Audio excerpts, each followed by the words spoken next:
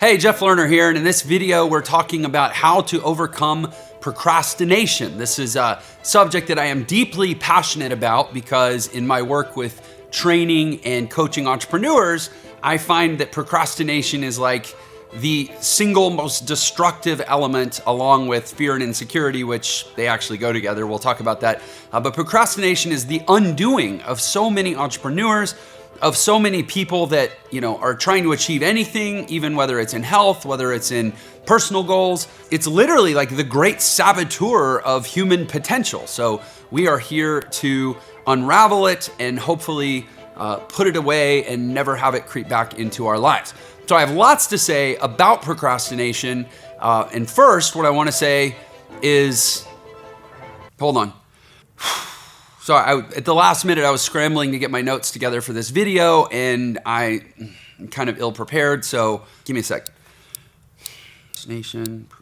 Just kidding. See, that's why you shouldn't procrastinate. Procrastination equals poor performance, poor results, crappy product, bad user experience. Nobody wants to watch a video of somebody hemming and hawing because he procrastinated in his preparation. Nobody wants to do any work with you. Nobody wants to have anything to do with you insofar as you're procrastinating on producing prepared and quality deliverables in that whatever it is in your life. And most importantly, you shouldn't want anything to do with the procrastinating version of yourself. So first of all, if you've watched my videos, I'm kind of a word nerd. The word procrastinate, what does it actually mean? Well, the Latin word cras means tomorrow. Procrastinate means for tomorrow, to save something for tomorrow that reasonably should be done today. That's not what we should do. We should be pro today, not procrast tomorrow, right? Okay, so as far as procrastination, what's the root of it? Probably more important than what's the etymology of it, but what's the actual psychological source of it? One word. You can literally swap out procrastination with fear.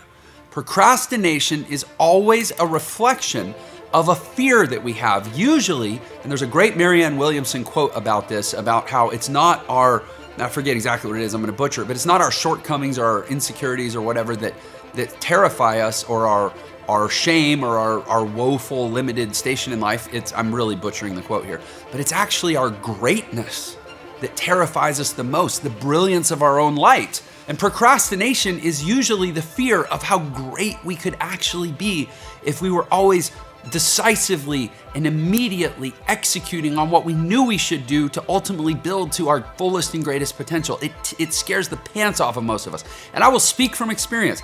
2 years ago, I started making these videos. I was just, one guy running his mouth. It's been 2 years. I've put out hundreds and hundreds of these videos. I now have, at the time I'm shooting this, almost 40,000 followers on Instagram, something like 14,000 subscribers here on YouTube. I have about 30,000 fans on my Facebook page, a booming business and a growing audience and a legion of people that actually listen and care what I have to say. And I get it. It actually gets harder and scarier the bigger it gets because there are more eyes on me. I'm not actually scared of being the little guy that nobody listens to. My fear is of actually having too many people listen to me and feeling like I'm out of my element or I'm in over my head, right? Like, we all have this natural tendency to project where we want to go and be afraid of what it could look like. And then as we're on our way or we're starting to actually achieve those results, we get even more and more fearful along the way because of more and more pressure, right? And the easy thing to do, what's the easiest thing to do? See, most of us, psychologically, we're engineered to not want to be quitters. So we don't go, you know what, I quit, I'm out. I worked hard for 2 years, I got to this point, but frankly, I'm a wuss and I can't hack it, so I quit. Like, I would never say that. People don't want to say that. We have a little too much pride to let ourselves fully give up. So what do instead? We defer. We deflect. We go, I'm not quitting. I'm just done for today. I'll do it tomorrow, right?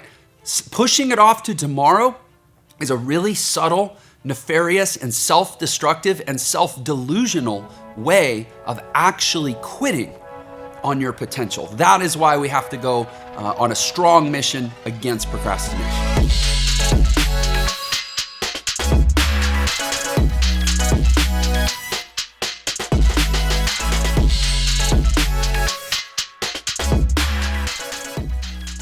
So hopefully I've got you bought in and totally excited about once and for all eradicating procrastination from your life. So assuming you're with me, let's dive into 4 steps for eliminating procrastination for good. The first thing to know about how to eliminate procrastination from our life is that it's not something that you're likely going to do one time. This is like you're not going to have some catharsis or go to one seminar or sit down in one session with one therapist on one couch and have some epiphany that's going to remove procrastination from your psyche. I don't know. I hear stories about people that get hypnotized and they come out of it a different person, and that all sounds great. But my experience of it is it's something that takes discipline. It's something that takes consistency. Honestly, not being a procrastinator is literally, it's like not being a smelly person. What I mean by that is, if you don't want to be a smelly person, you have to bathe every day, right? Every day you have to pay consistent attention to not being an odoriferous, stinky human. In that same way, you have to pay daily, consistent, regular attention to not being a procrastinator.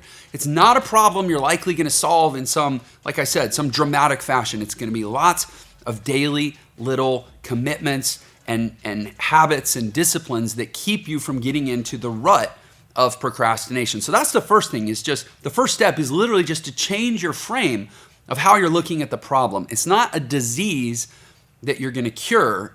It's a tendency that you're going to defend and protect against. But just like other threats, the threat of somebody breaking in and robbing your house, you're not going to solve that problem one time. You're likely going to sign up for like a monitoring and security system that's going to, help defend your house every single day from that threat. Kind of like going to the gym. Once you break out of that rut and you start going to the gym every day, you go for 3 or 4 weeks in a row, you start to, your pants fit a little looser, feel a little more confident, right? Now you want to keep going because you get addicted to the feeling. You can get addicted to the feeling of no longer procrastinating.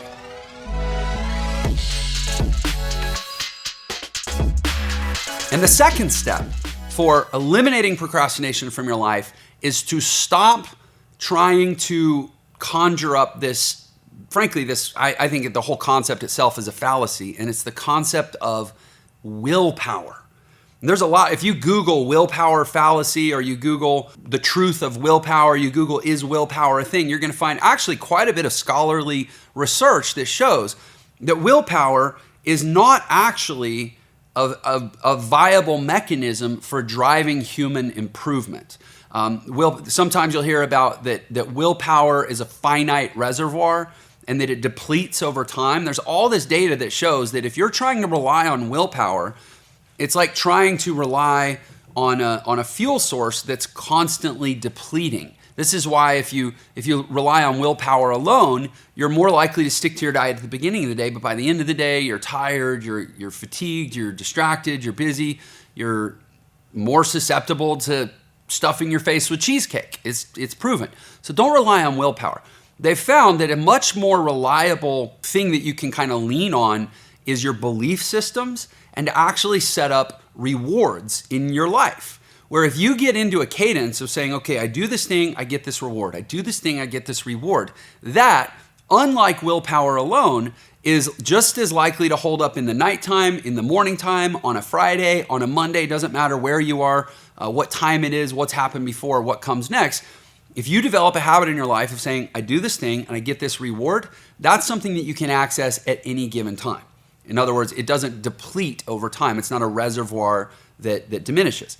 And then the other thing is your beliefs, right? So we talk a lot in my business at Entre about mission, vision, and values. I'm a huge believer that, and the reality is you go around to most people and say, hey, what's your mission statement, your vision statement, and your value statements, personally and professionally? Most people don't even know the mission statement of the place that they work. But I say, well, my mission, my business mission statement is empowering people to achieve physical, personal, and professional excellence through entrepreneurial education. My personal mission statement is demonstrating daily that we were created to pursue excellence and act with courage. Why is that my personal mission statement? Because that's what I want to show my kids. Why is that my professional mission statement? Because that's what I want to deliver to my customers. I have crystal clarity around my mission. My vision, which is both personal and professional, is a world where an awesome life is achievable for anyone committed to excellence. I hold a vision every single day. It doesn't change. And I live a mission, a personal and a professional mission every single day that doesn't change, that ultimately supports and contributes to that vision of the world. And I have very specific value statements that buttress the mission and the vision, right? Like I've architected my mental and psychological framework of my life so that it's non-negotiable. It's ironclad. Sure, if I want to tweak it, I can tweak it, but it's not going to be tweaked by chance or circumstance. In other words, I'm not going to have something happen in the day that makes me back off of my mission, vision, and values, and therefore I'm suddenly susceptible to a decay of my willpower, and I'm more likely to transgress. And I'm not saying that I'm perfect. In fact, I'm so far from perfect that I've had to learn these principles, and I've had to construct, apparatuses in my life to defend against my own imperfection. It's actually very, very humbling when you realize how truly screwed up and weak you are just by virtue of being a human. And then you actually start to lean on strategies that can be better than you. One of my my co-founder of Entre Institute, he always has this concept he talks about called your external brain. He's a systems and processes guy, he's an operations guy, and he's like, we got to construct an external brain because nobody's smart enough to be as smart as they need to be. Nobody's as responsible enough to remember everything they're supposed to do. Nobody's organized enough to remember where they put everything. Nobody's disciplined enough to always do exactly what they should do when they should be doing it. We need an external brain. We need project management. We need task tracking. We need a calendar. We need reminders. We need alarm clocks. We need things outside of us that frankly are smarter or at least more reliable than we are just relying on our internal brain. So as soon as he taught me about constructing an external brain, I got a lot smarter and I got a lot more effective. But in the same way, I think we kind of have to construct an external heart. And when I say that, what I mean is our internal heart. I don't mean our physical heart that pumps blood, although actually there's people that have external hearts that literally move their blood. What I mean is our internal heart, like our courage and our fortitude and our stamina and our strength and our drive and our mission and our purpose and our willpower, right? Like that stuff falters. So we have to construct this external heart that's more courageous, more disciplined, more consistent, more organized, just more effective than we are internally. Ditto for the heart and the mind. That's what these principles are. That's what I mean when I'm talking about your mission, your vision, your beliefs, your values. These are external things that can actually remind you who you are in the moments that you would be inclined to forget because you're tired or you're scared, right? Because that's usually what drives procrastination, okay? So step 2 is quit relying on willpower, create rewards for yourself, incentives to get the work done and then treat yourself, and also get really, really clear on your mission, vision, and values to figure out what you believe, who you are, and literally plaster them all over your world so that you're constantly looking in a mirror that reflects back to you, this is who you are, and thus you know what you should do.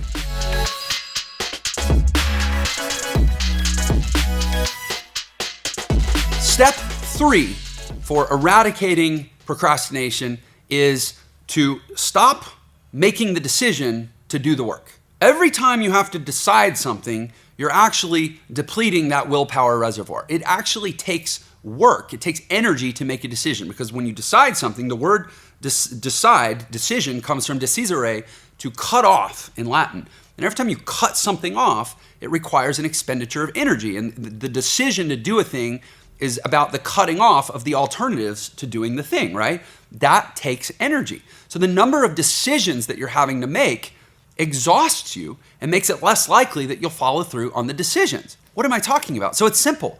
Decide one time. Hey, this is what I'm going to do. This is what I'm going to do every day. This is how every day is going to look this week. This is how every week's going to look this month. This is how every year is going to look this decade. Decide one time. And then don't worry about making more decisions. Just create habits, create routines, create behaviors that are the natural outgrowth of those decisions. This is why Tony Robbins says the single most important ability of successful people is to make a decision. Successful people don't worry so much about making the right decision. They make the decision and then they use their follow through to make it the right decision. Whereas unsuccessful people are constantly worried about making the right decision. And then sure enough, as soon as they make the decision, they second guess it and they change their mind anyways, right? Having to reevaluate, reconsider, and redecide decisions is exhausting. So make the decision one time. And by the way, you'll know it's the right decision if you've gotten clear on your mission, vision, and values, right? Because any decision that's consistent with your mission, vision, and values is going to be the right decision. And then you don't have to decide again. You just create habits and routines and behaviors that are consistent with that decision, right? So that's step 3, is once you have your mission, vision, and values clear, you have your belief system and your identity clear, make one or a few significant decisions that reflect that identity and reflect those beliefs, and then just simply do all the things that should naturally come from that without having to make subsequent decisions.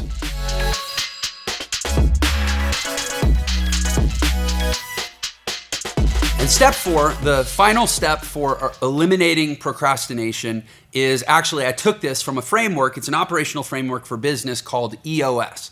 This is something that we implemented at my company a while back. It's something that my business partner, who I mentioned earlier in this video, actually taught me even before we implemented it for the company. It's the way he runs his life. And since I've started running my life this way, I find procrastination isn't even a thing. And before I explain what it is, or before I describe what it is, let me explain the overall concept that makes it work so well. Procrastination is based on the idea that I don't need to do it today because I have time, right? So one of the ways that you guard against or eliminate procrastination is you shrink what EOS calls the size of your world. And so when you shrink the size or the length of your world and you suddenly don't have all this time, well, now you don't have time to procrastinate, right? So in EOS, what they teach is that you want to operate within a 90-day world. So every company, every year they set these annual targets, right? And EOS says, okay, great, take those targets and chunk it into what they call 90-day rocks.